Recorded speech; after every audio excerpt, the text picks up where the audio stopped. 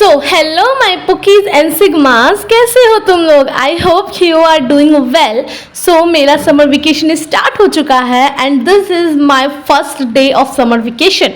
सो इस वीडियो में मैं आपको बताऊंगी कि मेरा क्या स्टडी रूटीन होने वाला है एंड ऑल्सो मैंने कौन कौन सी नई मतलब छोटे छोटे चेंजेस लाए अपने लाइफ में जो कि बोर्ड एग्जाम के स्कोर के लिए बेस्ट है। सो चलो स्टार्ट करते हैं। तो सबसे बड़ा चेंजेस तो ये है कि मैं सबसे पहले जल्दी जल्दी सुबह उठने की कोशिश कर रही हूँ। Basically early to bed, early to morning. So मतलब मैं इस बार 5 बजे उठने की कोशिश कर रही हूँ एंड मैं सुबह मतलब जल्दी जल्दी उठी हुई हूँ, तो मैंने सोचा कि चलो छत पे चलते हैं एंड थोड़ा सा वर्कआउट वगैरह करते हैं। बट यस गाइज, मैं भी वही लड़की हूँ जिसको एक्सरसाइज करने में मौत आती है। मतलब अगर मैं एक दिन भी कर लूँ ना तो उसके 4 दिन बाद तक मेरे जोड़ों में दर्द रहता है। ओ भाई, सो इसलिए मैं एक्सरसाइज नहीं करने वाली बल्कि मैं अपने पसंदीदा सॉन्ग पे डांस करने वाली हूँ।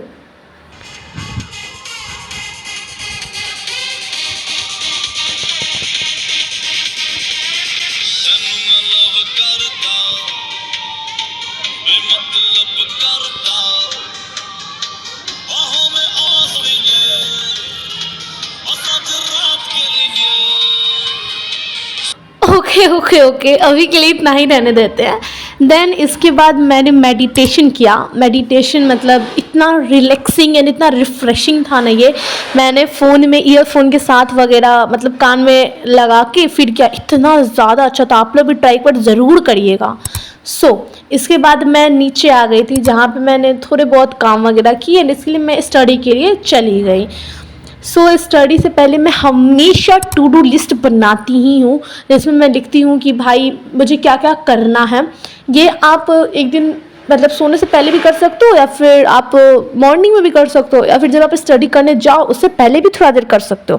ये बहुत इंपॉर्टेंट है, मतलब आप लोग भी इसको ज़रूर करिए। अगर आप लोग नहीं करते, बेसिकली सबको तो करना ही चाहिए, आई थिंक कि आप लोग भी करते ही होइएगा, तो इसको करिए एंड इससे कन्फ्यूज़न नहीं रहता कि हमें क्या पढ़ना है क्या नहीं पढ़ना है। इट्स सो अच्छा रहता है ये।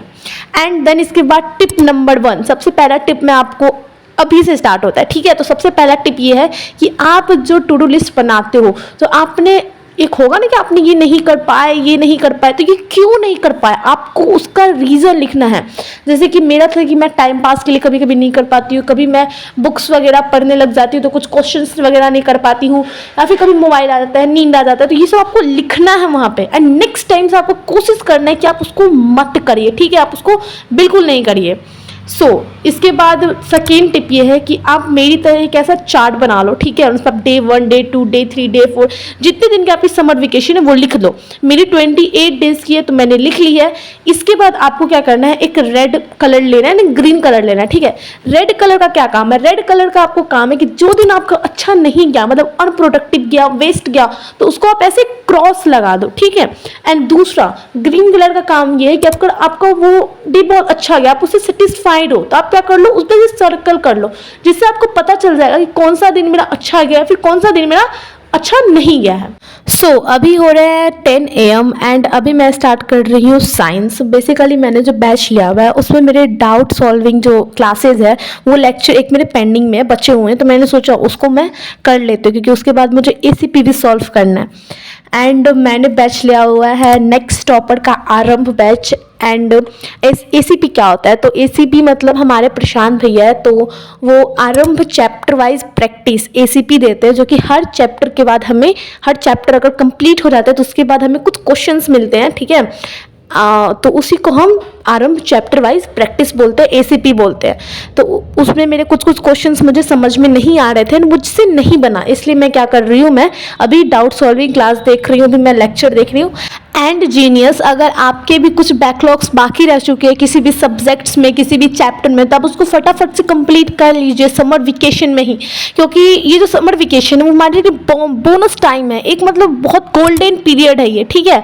तो आपको क्या करना है, आपको सबसे पहले तो अपने बैकलॉग्स को कंप्लीट करना है, जितना भी पढ़ाया गया है बैच में, स्कूल में, उस सबको कवर आउट करना है और आपको अपने वीक सब्जेक्ट पे फोकस करके उसके कुछ आगे के चैप्टर्स भी कंप्लीट करने हैं, ठीक है। तो उस लिए आपको क्या करना है, आपको अपने बैकलॉग्स को कंप्लीट करना है। सो इसके बाद एक लंबे ब्रेक के बाद मैं आ गई थी जियोग्राफी का WPP सॉल्व करने के लिए। एंड यहाँ पे मैंने बहुत लंबा समय इसलिए बोला क्योंकि जब मैं ACP सॉल्व कर रही थी ना, तो उसी के बीच में बारिश आ गई थी एंड इतना मस्त मौसम हो गया था। एंड मेरे को ऐसे मौसम बहुत पसंद है, तो मैं चली गई थी एंड मैं डिस्ट्रैक्ट हो गई गाइज। मेरे ACP के भी लॉन्ग आंसर के 5 क्वेश्चन रह चुके हैं, सो उसको भी रहने देते हैं, मैं बाद में कर लूँगी। बट अभी हम जियोग्राफी का WPP सॉल्व करेंगे। एंड WPP क्या होता है? तो WPP means weekly problem practice, यानी कि जैसे DPP होते हैं ना, डेली प्रॉब्लम प्रैक्टिस होते हैं, वैसे WPP होता है। एंड ये हमारे दिगराज सर देते हैं। बेसिकली WPP में वो सारे क्वेश्चंस होते हैं जो कि आपके एक वीक में कंप्लीट हो गए चैप्टर में होंगे, ठीक है। जैसे कि अगर आपका एक चैप्टर कंप्लीट हो चुका है तो आपको WPP मिलेगा, जिसको अगर आप सॉल्व करोगे ना, जहाँ पे आप अटक जाओगे तो आपको समझ में आ जाएगा आपका वो वाला टॉपिक वीक है। तो मैं बेसिकली इसमें सेक्शन D में आई थिंक, या सेक्शन D में 12 13 वाला 2 क्वेश्चन था, उसमें मैं अटक गई थी। तो उसी को मैंने फिर मतलब डाउट सॉल्विंग क्लास से देखा एंड फिर मैं उसको सॉल्व कर ली। तो it was too easy and genius. इस मेरी राइटिंग में मत जाना, मतलब भाई मैंने इतना जल्दी लिखा है ना, मेरे को ही पता है, क्योंकि इसके बाद मुझे हिंदी के बैकलॉग्स कवर करने थे। सो मैंने बहुत जल्दी में लिखा है। सो यहाँ पे थोड़ी ही देर के बाद मैंने स्टार्ट किया हिंदी। क्षितिज पाठ 2 कक्षा 10वीं का है। एंड यहाँ पे ऑफकोर्स कक्षा 10वीं का ही होगा। एंड यहाँ पे मैं आपको बताऊँ ना, तो मेरी इतनी ज़्यादा बैकलॉग्स बाकी है हिंदी में भाई। मतलब जब से मेरा बैच स्टार्ट हुआ है ना, तब से लेके अभी तक मैंने एक लेक्चर तक नहीं किया हिंदी का। मतलब मैं हिंदी इंग्लिश का, मेरे हिंदी भी भाई पेंडिंग में बचे हुए हैं, हिंदी इंग्लिश का मैंने नहीं किया हुआ है। मैं साइंस मैथ एंड SST ही मैं कवर करती गई, एंड हिंदी इंग्लिश का मैंने देखा तक नहीं भाई। तो मेरे को हिंदी इंग्लिश का तो बहुत ज़्यादा कंप्लीट करना है। एंड ये मेरा पहला लेक्चर था सूरदास के पद, ठीक है, जिसमें मैम मेरी जो मैम है वो सबका मतलब भावार्थ बता रहे थे। एंड इट वाज मतलब बहुत अच्छा था ये, it was too good. And मैंने पहले ही दिन 3 लेक्चर मैंने कंप्लीट कर लिए हुए हैं हिंदी के। सो फिर शाम में मैं आ गई थी छत पे। एंड मुझे ना कभी भी शाम सुबह रात कभी भी मैं छत पे जाती हूँ, इतना ज़्यादा रिफ्रेशिंग होता है वो। मैं तो बोलूँगी कि आप लोग भी ज़रूर जाया करो, अपने साथ टाइम बिताया करो, बहुत अच्छा लगेगा आपको।